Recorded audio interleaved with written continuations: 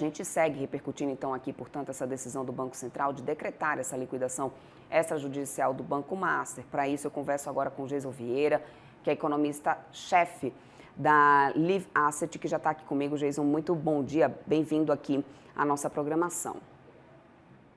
Bom dia, obrigado pelo convite. Geison, antes de mais nada, né, começando pelo ponto central, que é essa liquidação extrajudicial, né, do Banco Master, isso representa algum risco sistêmico? Na tua visão, há uma possibilidade potencial de contágio para outros bancos, bancos médios principalmente, ou a gente pode realmente dizer que isso é um caso isolado?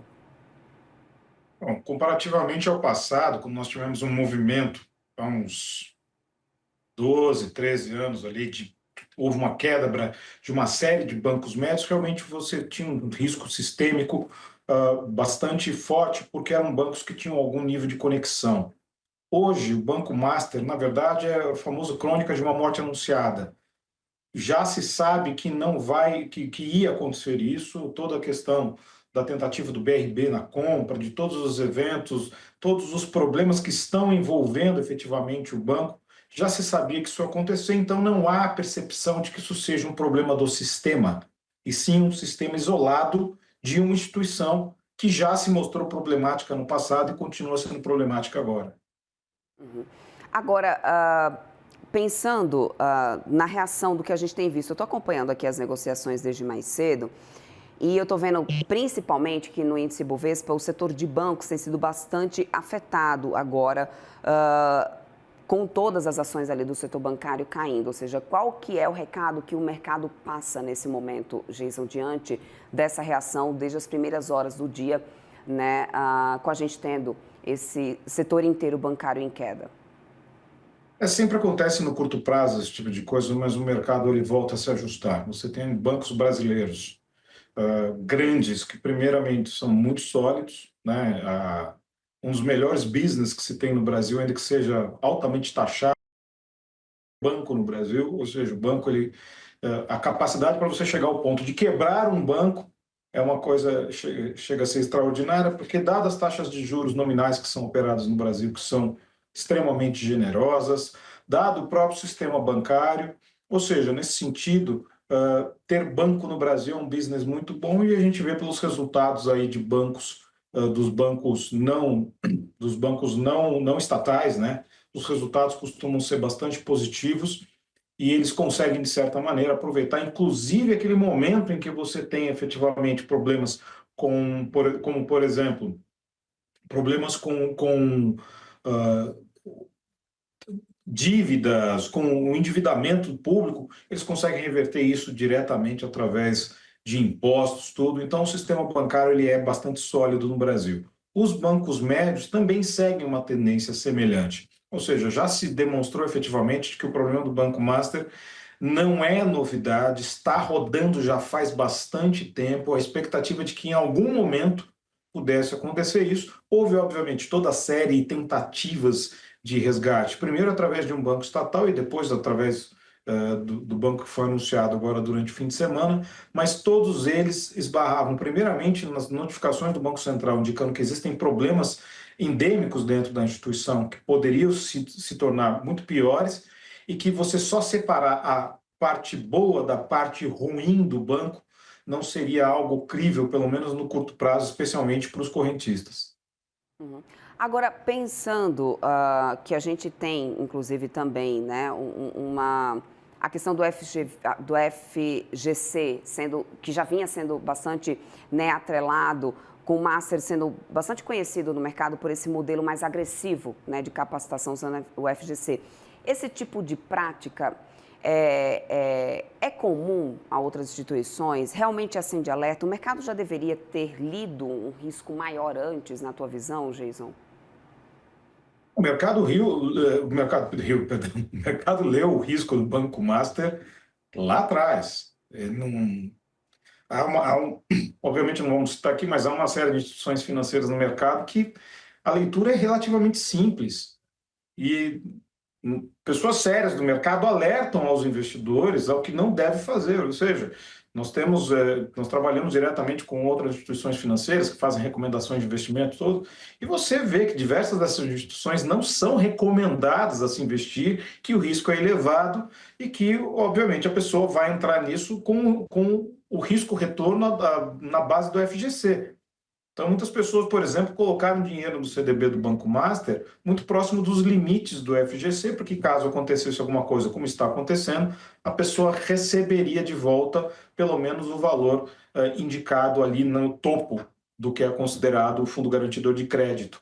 O problema é que o maior problema do Banco Master hoje em dia, em termos sistêmicos, é o quanto ele vai ocupar desse FGC, qual o impacto disso no fundo garantidor e o quanto os bancos vão ter que aportar, porque o FGC, na verdade, ele é um sistema garantidor através dos bancos privados, ou seja, das instituições bancárias, não só privadas, mas das instituições bancárias.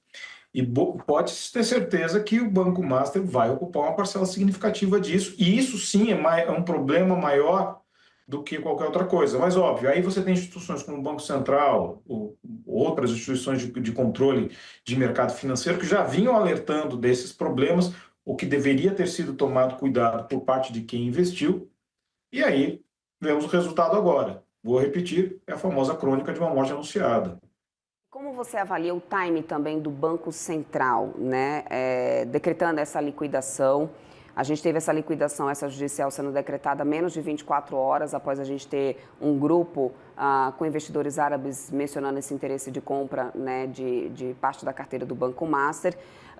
Isso indica que havia já riscos relevantes sendo mapeados? Como que você avalia esse time do Banco Central, Jason? É, difícil avaliar isso no sentido do Banco Central, porque o Banco Central ele costuma ser uma instituição com controle bastante rígido. Mas, nesse caso, aparentemente, o Banco Central aguardou que, por exemplo, que essa questão do BRB ou de outras instituições pudesse trazer alguma coisa para evitar, obviamente, o que está acontecendo na liquidação do banco, né?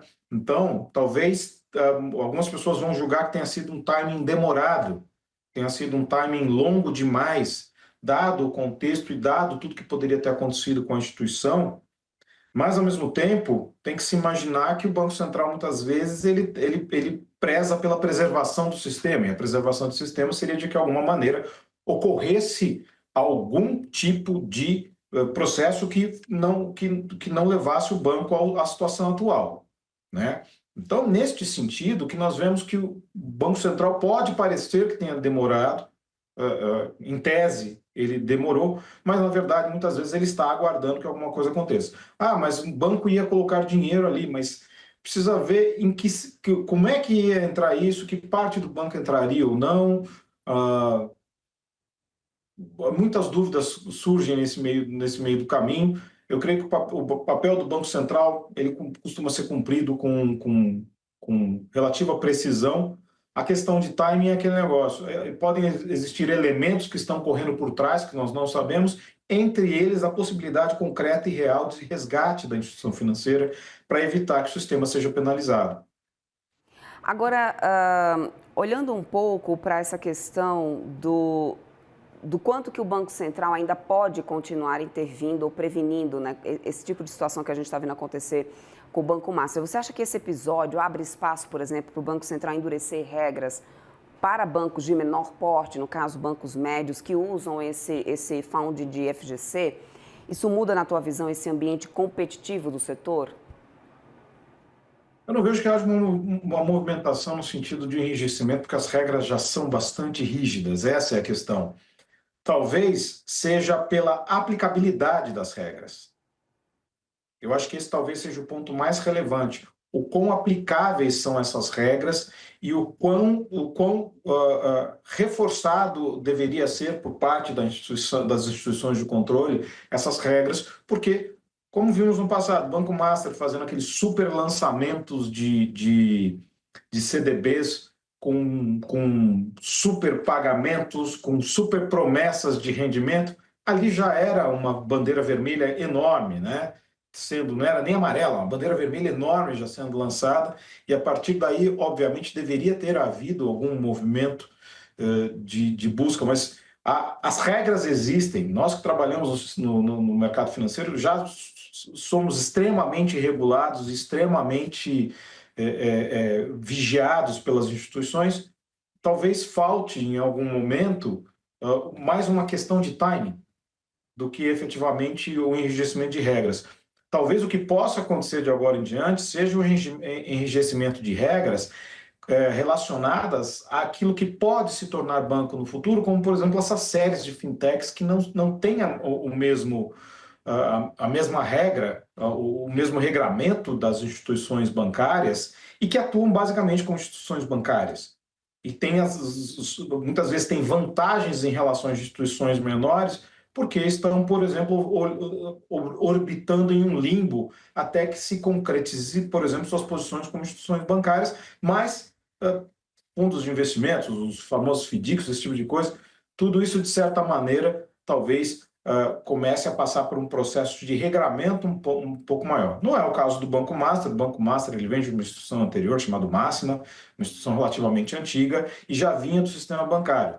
Mas, trazendo o problema do Banco Master para a realidade atual, é o que nós vemos efetivamente que há problemas que podem estar sendo criados semelhantes aí ao que está acontecendo agora e que têm suas causas relativamente claras. E aí podemos, de novo, não ter outro problema que está visível aos olhos que poderia ser regrado antes. A gente amarrar aqui o nosso papo nesse momento, Geison, em relação ao mercado de crédito, você vê algum tipo de impacto? Ou seja, bancos médios podem acabar enfrentando, na tua visão, algum tipo de pressão adicional para captação após esse episódio? A captação já está um pouco complicada, por isso que eu citei até a questão dos FDICs, por conta da taxa de juros muito elevada. Nós estamos falando de uma taxa nominal de 15% ao ano, estamos falando de uma taxa real que está girando próximo de 10% ao ano. E esse tipo de rendimento, esse tipo de custo elevado, já está fazendo dos FDICs, que é um processo de desburocratização do sistema de crédito, porque muitas vezes o que acontece no Brasil não é o acesso e a desburocratização do sistema de crédito, que foi o que aconteceu, por exemplo, com os consignados lá atrás. O consignado, na verdade, conseguiu ter um impulso muito grande porque ele desburocratizou o acesso ao crédito. E isso tem acontecido agora com esse tipo de instituições. Mas as pressões em relação aos bancos médios, em relação às captações e emissões, isso daí pode, inclusive, sofrer um revés, porque talvez no curto prazo, que é uma reação natural, uma reação humana, vai ficar mais difícil para essas instituições, por exemplo, conseguirem ter demanda, ou, por exemplo, não pagarem tudo aquilo que o Banco Master pagava, mas se precisar pagar um pouco mais para ter que captar, para manter o seu giro, talvez se torne um custo proibitivo, um custo elevado de emissões e captações agora no curto prazo, porque, óbvio, existem todos os temores que estão decorrentes deste evento do banco. Uhum.